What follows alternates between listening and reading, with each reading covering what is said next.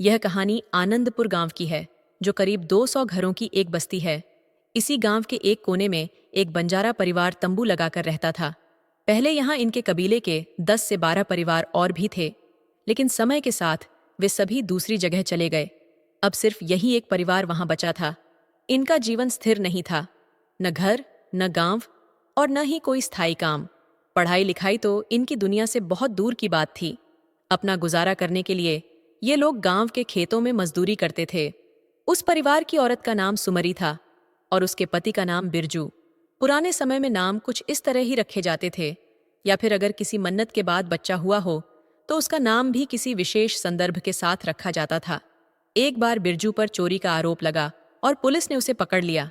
थाने में उसे इतनी बेरहमी से मारा गया कि उसकी वहीं मौत हो गई। सुमरी ने बहुत रोया, चिल्लाया, लेकिन उसकी सुनने वाला कोई नहीं था। पुलिस ने उसकी लाश को भी लावारिस मानकर अंतिम संस्कार कर दिया। सुमर्री के पास न तो पैसे थे और न ही कोई ऐसा सहारा जो उसकी मदद कर सके। पति की मौत के बाद सुमर्री अपने बेटे के साथ उसी तंबू में रह रही थी। वह करीब 32 से 33 साल की थी। उसका रंग सांवला था, लेकिन नाक नक्श सुंदर और सधे हुए थे। वह लंबी और पतली थी। उसकी काया आकर्षक थी। गांव के कई मर्दों की नजरें उस पर टिकती थीं, लेकिन वह अपने बेटे की परवरिश और अपनी जिंदगी की जंग लड़ने में व्यस्त थी। सुमरी का बेटा अब जवान हो चुका था। उसका नाम बलभद्र था और वह 18 साल का हो गया था। माँ बेटे दोनों एक ही तंबू में रहते थे। दिन भर की मेहनत के बाद वे रात में उसी तंबू में सो जाते थे। एक तरफ सुमरी सोती तो दूसरी तरफ उसका बेटा। एक रात सुमरी को नींद नहीं आ रही थी। उसे अपने पति की याद सताने लगी।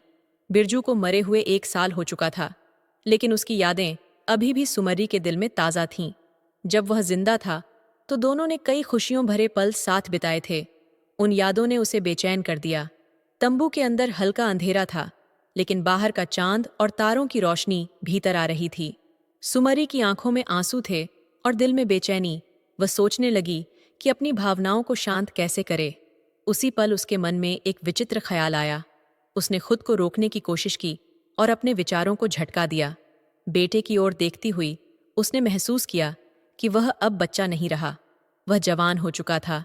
यह कहानी एक संघर्षशील महिला की है, जिसने अपने जीवन की कठिनाइयों के बावजूद हार नहीं मानी। उसकी हर सांस उसके बेटे के लिए थी और हर दिन वह अपने हालात से लड़ने की कोशिश करती थी। इसलिए उसने उस विचारों को झटक दिया। वह किसी तरह करवटें बदलते हुए पूरी रात निकाल देती। अगली रात भी वही हाल था। उसने अपनी आंखें खोलीं तो चांद तारों की मंद रोशनी में उसका बलि सीधा उतना सोया हुआ दिखाई दिया।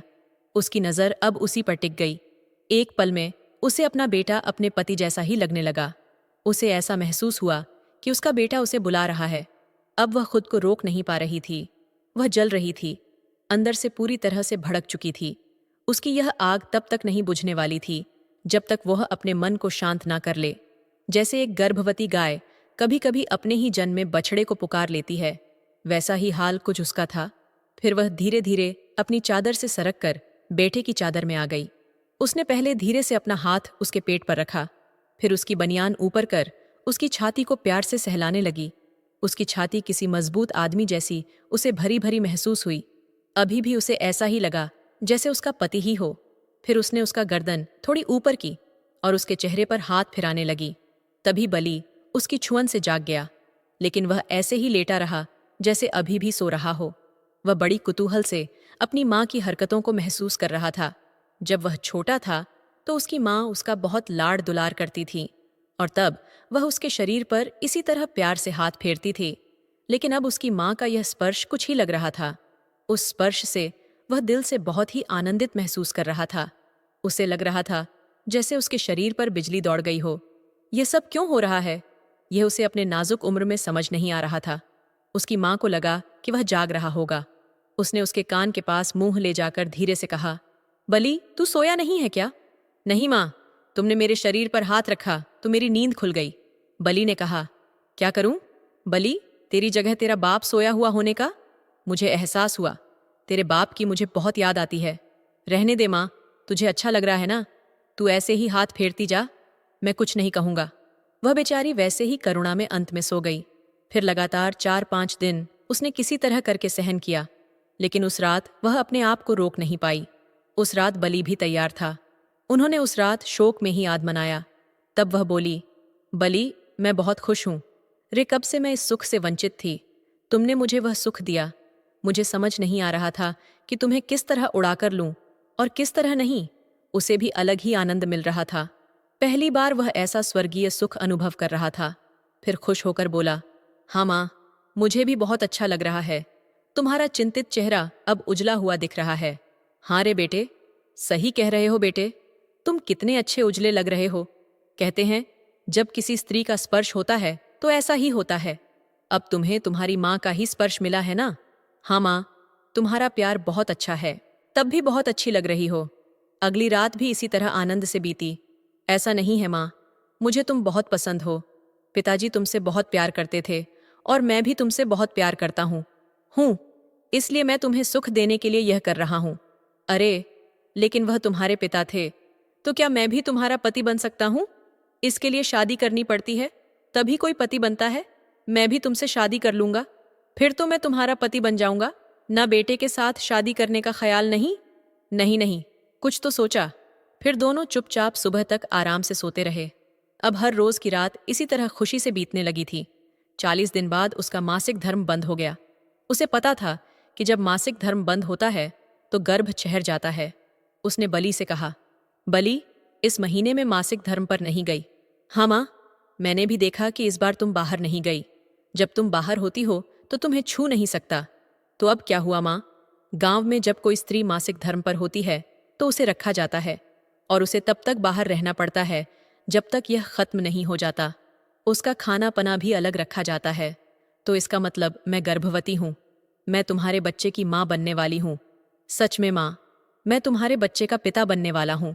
हम दोनों का कब बच्चा होने वाला है? कितना अच्छा है माँ, मुझे बहुत खुशी हो रही है। मैं उसे गोद में उठाकर खूब खिलाऊंगा। उसे चिंता होने लगी। आखिरकार प्राकृतिक ने अपना चमत्कार दिखा ही दिया। इसका मतलब अब उसका पेट दिन बदन बढ़ता जा जाए।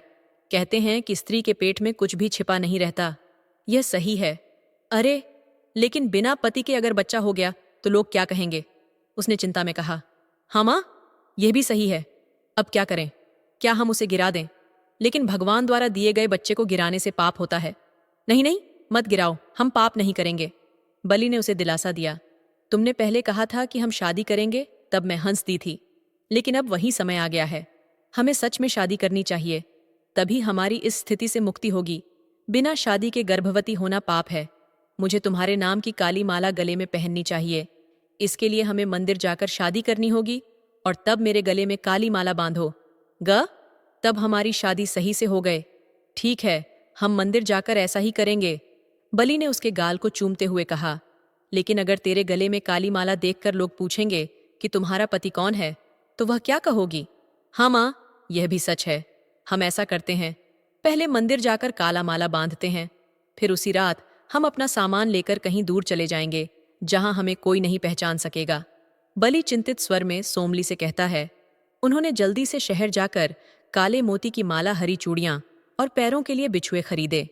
यह इसलिए क्योंकि जब उसका पति मरा था तो उसने इन चीजों को नदी में प्रवाहित कर दिया था। शाम को वे गांव के पीछे गए जहां पीपल के पेड़ के नीचे सिंदूर लगी हुई 2 मूर्तियां थीं। उनके सामने एक गहरे खड्डे में एक गोल पत्थर रखा था। उसने अपने बैग से काले मोती की माला निकाली और बलि को दी। बलि ने वह माला सोमरी के गले में बांध दी। माला बांधते ही सोमरी ने कहा, अब से तुम मेरे पति हो। बलि इस पर खुश होकर बोला, अब तुम्हें मेरी देखभाल करने का पूरा अधिकार है ना? सोमरी मुस्कुराकर बोली, बेटा नहीं, मुझे पति कहो। बलि के मुंह से यह सुनकर दोनों जोर से हंस पड़े। फिर सोमरी ने अपने हाथों में हरी चूड़ियां और पैरों में बिछुए पहन लिए। रात को जब वे अपने घर लौटे तो दोनों ने उसी रात अपना सामान समेटा और गांव छोड़कर दूर चले गए। एक नए गांव में पहुंचकर वे पति पत्नी की तरह रहने लगे। कुछ समय बाद उन्हें एक बेटा हुआ और फिर 2 साल बाद एक बेटी भी। इस बीच देश में हम दो हमारे दो का नारा गूंज रहा था। परिवार नियोजन के तहत सरकारी कर्मचारियों को प्रोत्साहन मिल रहा था। इसलिए सोमरी ने सरकारी अस्पताल जाकर नसबंदी का ऑपरेशन करवा लिया ताकि वह फिर से गर्भवती न हो। समय बीता, उनके बच्चे बड़े हुए और उनके चेहरे पर मुहासे आने लगे। अब उन्हें उनकी शादी की चिंता सताने लगी। कोई रिश्तेदार नहीं, जाति समाज के लोग भी नहीं।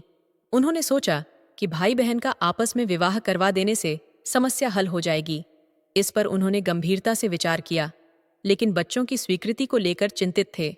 एक रात सुमरी और बली आंगन में सोने चले गए और भाई बहन अकेले तंबू में सो रहे थे।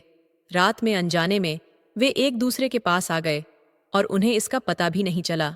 सुबह जब आंखें खुलीं तो उन्होंने पाया कि माता पिता बाहर सो रहे थे। इस घटना के बाद उनके मन में भी वैसी ही इच्छाएं जाग उठीं। अगले दिन माँ ने दोनों को बुलाकर कहा, मुझे पता है कि तुम गर्भवती हो गई हो, लेकिन बिना शादी के यह पाप है, इसलिए तुम दोनों को शादी कर लेनी चाहिए। पहले तो भाई बहन इसके लिए तैयार नहीं हुए, लेकिन बाद में खुशी खुशी मान गए। समस्या यह थी कि गांव के लोग उनके रिश्ते को जानते थे, इसलिए उन्होंने तंबू और सामान समेटा और दूसरे गांव चले गए। नए गांव में उन्होंने एक छोटे से मंदिर में पूजा की। वहां भाई ने अपनी बहन के गले में काले मोती की माला बांध दी। इस दिन से उनका रिश्ता बदल गया। भाई बहन अब पति पत्नी बन गए। शाम को जब वे घर लौटे तो पिता ने उनके लिए नया तंबू खड़ा कर दिया। रात में वे दोनों नए तंबू में चले गए और शादी के बाद की पहली रात बिताई। ये कहानी माँ बेटे से शुरू हुई और भाई बहन के रिश्ते तक पहुंच गई। परिस्थितियों ने उन्हें मजबूर किया कि वे पति पत्नी बनकर रहें, लेकिन यह सिलसिला कहाँ तक चलेगा, ये कोई नहीं जानता। तो दोस्तों, यह थी आज की कहानी। अगर आपको ये कहानी अच्छी लगी हो तो कमेंट करें, लाइक और शेयर करें और हमारे चैनल को सब्सक्राइब करना ना भूलें। धन्यवाद।